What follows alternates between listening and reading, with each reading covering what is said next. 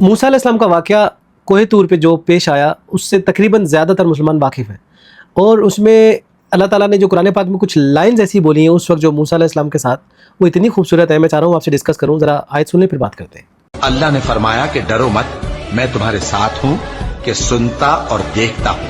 اگر اللہ تمہارا مددگار ہے تو تم پر کوئی غالب نہیں آ سکتا، اور اگر وہ تمہیں چھوڑ دے تو پھر کون ہے اس کے بعد تمہاری مدد کرے.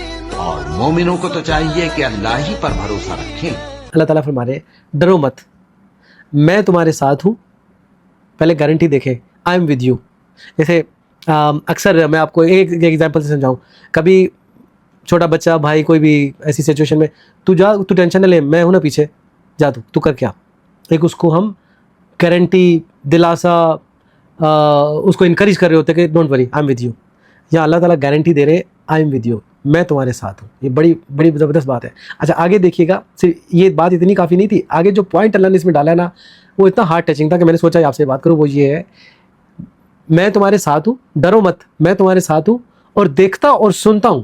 یہ اتنی زبردست بات تھی کہ میں نے کہا یار دنیا میں جب ہم کسی کے ساتھ بھی کنیکٹ ہوتے ہیں یا کسی کے ساتھ ہم ایسوسیٹ ہو کے اپنی آسانی کرنا چاہ رہے ہوتے ہیں کہ چلو یار اس کے ذریعے میرا کام ہو جائے گا. جیسے مجھے اچھی طرح یاد ہے بچپن میں ہمارے دوست یار کہتے تھے یار میں فلاں پارٹی کے بڑے کو جانتا ہوں، اور اکثر لوگ اپنے آپ کو جو فن خان شو کر رہے ہوتے ہیں وہ کسی نہ کسی پارٹی کے بڑے کی بیس پہ ہی کر رہے ہوتے ہیں. ان کو پیچھے سے بیک ملی ہوئی ہوتی ہے، وہ ڈر نہیں لگ رہا ہوتا ان کو. تو ڈر نہ کی وجہ کیا، پیچھے بیک ملی ہوئی ہوتی ہے. اب یہاں اللہ کے ساتھ اگر آپ اور ہم کنیکٹ ہو جائیں تو اللہ تعالیٰ کہہ رہے ہیں کہ میں تمہارے ساتھ ہوں. یہ پہلے ذہن میں رکھیے کیونکہ آگے بات مومنوں کی ہو رہی ہے، ذہن میں رکھے گا میں تمہارے ساتھ ہوں.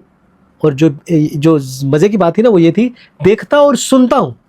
یہ بڑا زبردست پوائنٹ تھا جس میں نے سوچا آپ سے بات کروں. کسی بھی بڑی پارٹی کے بڑے سے بڑے آپ کے پاس ہوں، میرے کوئی جاننے والے ہوں، میرے کتنے بھی تعلقات ہوں، فلاں جاننے والا ہے، میں کسی مصیبت میں پھنسوں گا تو مجھے ان کو کال کرنی پڑے گی، میسج بھیجنا پڑے گا کہ بھائی صاحب میں ٹربل میں ہوں، ہیلپ میں.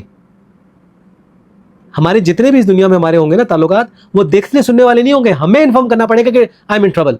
یہاں اللہ تعالیٰ کہہ رہے ہیں کہ ڈرو مت، میں تمہارے ساتھ ہوں، دیکھتا اور سنتا ہوں. اور پھر ایک اور گارنٹی بڑے مزے کی کہ اللہ جب کسی کا مددگار ہوتا ہے نا کوئی تم پہ غالب نہیں آ سکتا. جب اللہ کسی کے ساتھ ہوتا ہے نا تو آپ بڑی بڑی مشکلوں میں بھی ہوں گے تو نکل جائیں گے، لیکن اس کے لیے اللہ کو ساتھ آپ کو کرنا پڑے گا. اللہ کو اپنے ساتھ کیسے کرنا پڑے گا میں آگے بتا رہا ہوں. اور اگر اللہ ہماری مدد چھوڑ دے تو پھر کوئی بھی ہماری مدد کی طاقت نہیں رکھتا. یہ یاد رکھیں، یہ بھی ذہن میں رکھیں.